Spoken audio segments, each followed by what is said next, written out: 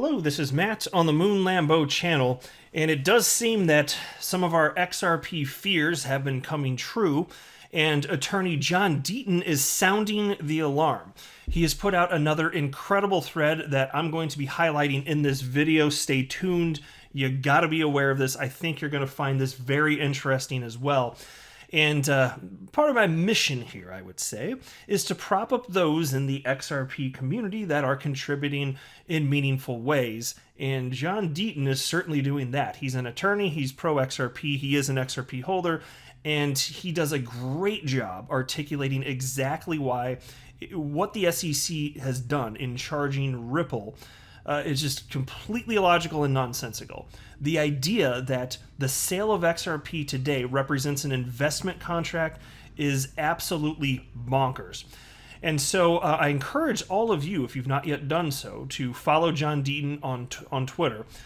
His handle is @John, which is his first name, John, then his middle initial E, and then his last name Deaton, Deaton, and then the number 1. Go ahead and follow him. You will not regret it. Excuse me. So let's go ahead and jump into this thread here. Check this out. Why the SEC versus Ripple case is the most significant SEC case in modern history, part 4. And so there are other series, so he's calling this one part 4. I have covered them on the channel. Good news though, don't worry if you've not yet heard them. If you haven't seen those videos, you don't need it for the sake of continuity. You can pick up right here, and you'll still end up being informed with not a whole lot of question marks. You'll be fine. And then he writes, the warnings that I've tweeted regarding an overreaching government have come true. The SEC has just put the entire crypto community and digital asset space on notice. And then that in and of itself was a retweet from SEC Commissioner Hester Pierce. I wrote here, SEC's exam division released a risk alert on digital assets. Then this thread continues. I've warned the Bitcoin maxis that not even the king of crypto Bitcoin is safe from an out-of-control, scared government. I share the views of Raoul Pal and others about ending the crypto tribalism that permeates the digital asset industry. A united crypto community is necessary to withstand the attacks from the outside world, especially from government. And by the way, as far as Raoul Pal, I believe he used to work at Goldman Sachs and he ended up getting really, really into Bitcoin. Awesome dude. He just strikes me as a person in the crypto space that's intellectually honest, which I wish wasn't such a rare trait, but he's just intellectually honest. And you know, he got attacked when he said, hey, I'm looking into what Ripple's doing with XRP. The Bitcoin community they're just like verbally shredded him. It was vicious. I remember there's one individual that wrote something along the lines of, it takes years to build a reputation and 5 minutes to destroy it. I'm like, oh my freaking God. The Bitcoin maxi trolls are outrageous. And so, but all that did was light a fire under him further. He's like, no, you'll not tell me what to look into. That's what he said. I'm somewhat paraphrasing, but that's almost exactly what he said. And he's like, no, if I want to look into XRP, I will look into XRP. And he has been. And so whatever he ends up thinking about it, that's fine. Like, I don't need people to feel the same about XRP as I do to be friends with them. The problem is the Bitcoin maxis have a problem that I'm pro XRP, so I cannot be friends with them. Like, they have a problem with me. I don't have a problem with what they believe in. Whatever they think about XRP. It's just they need to not be such little villains about it. Like, they're just so evil about it. They're mean. They're vicious. And so Raoul Pal's a good actor in the space for sure. But anyway, the thread continues here. Many of you saw my immediate reaction when Hester Pierce tweeted the risk alert above and requested feedback. After reviewing it more carefully, I was hoping to find something positive. Let's be real. My tweet threads have been a bit negative or even angry lately, but after reading this warning disguised as a risk alert, my anger turned to genuine fear. Not fear of the SEC or its lawyers, but genuine fear that it's too late to save the United States from itself. It's clear that the United States will not be the leader in global trade and finance moving forward.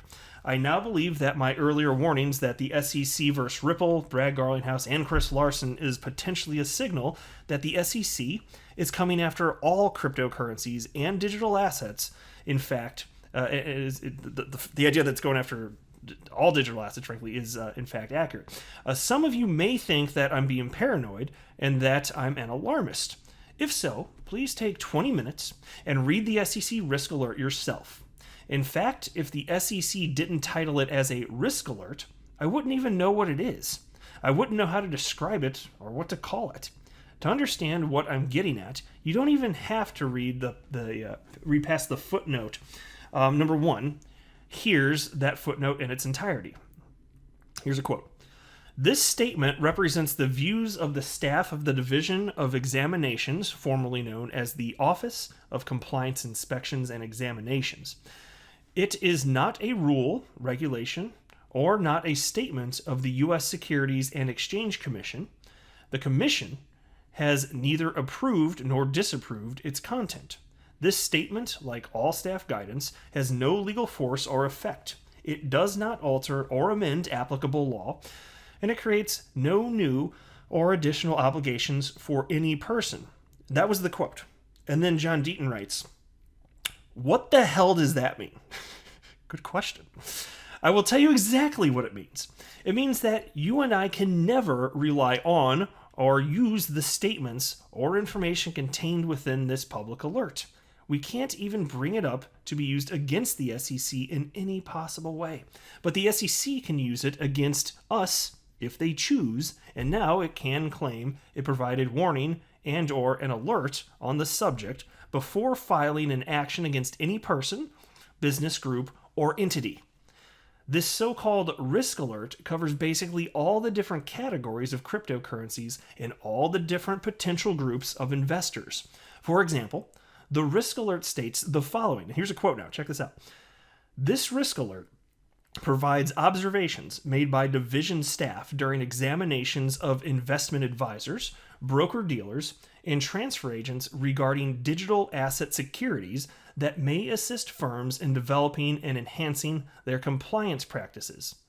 John Deaton translates this as follows. So basically, all this risk alert does is allow the SEC to later claim that they warned investors, developers, venture capitalists, exchanges, broker-dealers, etc., that the SEC Enforcement Division may, one day, come after them for non-compliance. Why do I say that? Because this risk alert also states the following, and here's another quote. In addition, as more securities industry participants seek to engage in digital asset-related activities, this risk alert provides transparency about areas of focus for the division's future examinations. Okay, so that's the end of the quote, but future examinations? Yes, the SEC is letting us all know that they will be bringing more enforcement actions in the future regarding digital assets. So now you may be thinking, but that doesn't mean the SEC is going to go after all digital assets and cryptocurrencies, Deaton. So let's review what the SEC says on the matter of digital assets. In the risk alert, the SEC further states, and I quote, digital assets essentially operate on software running across networks of peers that create and maintain shared ledger accounting for holdings of these assets. For purposes of this statement, forked refers to backward incompatible protocol changes to a distributed ledger that create additional versions of the distributed ledger, creating new digital assets. For the purpose of the statement, airdrop refers to the distribution of digital assets to numerous addresses, usually at no monetary cost to the recipient or in exchange for certain promotional or other services. Did you read that? Do you understand now? The SEC is putting us on notice that it is in charge of all categories of digital assets, forked assets included, airdropped assets included. The bottom line is that the SEC can now claim that it warned everyone that they better be in compliance, whether it's a forked asset, an airdropped asset, or any version of any digital asset. And so let me pause right there. And he's absolutely nailing this, he's hitting the nail on the head, just bashing the nail on the head accurately. And this is why it's like the SEC is just assuming this level of control.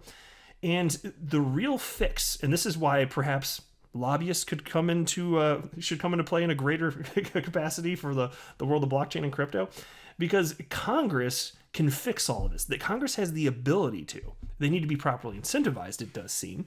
But Congress can fix all of this by clarifying what parts of the federal government have jurisdiction specifically over the crypto asset class. And it can be more than one, but they can absolutely legislate in such a way that all of these entities, whether it's the SEC or the OCC or the IRS, whatever, there can be legislation that's written up in such a way that it is clear what their roles are. But in the meantime, you've got the SEC just trying to hijack all of this effectively. That's what they're doing here. And it seems like they just want to just bash the crypto asset class into oblivion here. And so John continues, the most shocking hypocritical statement in this risk alert is the following. And here's a quote. The division understands that, as financial innovation continues, market participants may have questions as to their regulatory obligations. So that's the end of the quote. Are you freaking kidding me? Isn't that exactly what Coinbase and other exchanges did as late as 2019, when they informed the SEC that they were going to list XRP, but wanted to make sure the SEC didn't consider XRP as security? Yet the SEC provided zero guidance and allowed the exchanges to list XRP in 2019, only to file suit against Ripple and all XRP holders. Now, as feared, the Ripple enforcement action is really a precursor of the future. Elon Musk is 100% correct excuse me, when he states that he considers the SEC a joke and has zero respect for the agency. Nowhere in this SEC alert is there any real guidance related to digital assets. Unlike the SEC, the UK has provided guidance to the industry. See below. The cryptocurrency and digital asset industry must see what's happening before our very eyes. We must unite. Which really goes back to why it's so important, this idea of fighting against the tribalism. And it seems like an insurmountable problem. You know, and perhaps it is, because you're talking about the core of it, human nature, and humans believe different things, and then they're incentivized to prop up different things and this and that. And that's why someone like John Deaton and Raoul Paul, like, to me, like, they are breaths of fresh air, like people that just understand this is not beneficial, and people that are adult enough and non-tribal enough to just accept people that have different beliefs and not, and have that not make them to enemy. Like, people that operate that way in life in general, I respect those people. Whatever the topic is, people are tribal in other ways in life too. You can think about politics, religion. There's all sorts of anything that's really personal.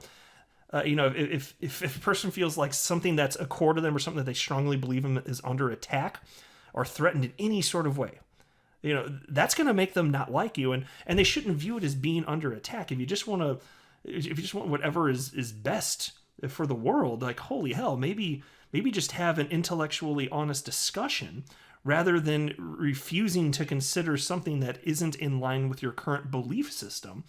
But that's not how many people behave, even adults. They just frankly don't. And so that's why, for me, I always say on this channel, I just want to believe whatever the hell is true in life on any topic. And so to me, that means considering all viewpoints and not being married to an idea, not letting that become part of my identity, because then it could become something that's hard to break away. And that's why I've even said on this channel, like, this is an XRP-centric channel. Here's how seriously I mean it. If I believe that XRP is at some point no longer going to be adopted in a meaningful way, I'm going to shout it from the rooftops, whether you want to hear it or not. I'm just going to tell you what I honestly believe. Now, I don't believe that's what's going on, but that's what I'm talking about when I say intellectually honest. And if you're not intellectually honest, people can typically see through that. And maybe people that are on your side aren't going to care, and they'll know what you're doing, and they'll know that you're putting forth bad arguments, but they'll support you anyway. But anybody else that's just trying to get to the truth, they're going to think you look like a damn fool, and they're not going to respect you. And so that's just not a way that I'm ever going to behave in life here. But what a freaking awesome thread. Well done again, John Deaton. I love the stuff he's putting out. You guys, I'm telling you, if you have not followed him, please stop right now. Hop on Twitter. If you don't have Twitter, stop now, create a Twitter account just to follow John Deaton. And you can follow Moon Lambo too if you want to. But I'll go ahead and wrap up there. I am not a financial advisor. Do not buy or sell anything because of anything that I say or write. That would be a very, very, very bad idea. Until next time, to the Moon Lambo.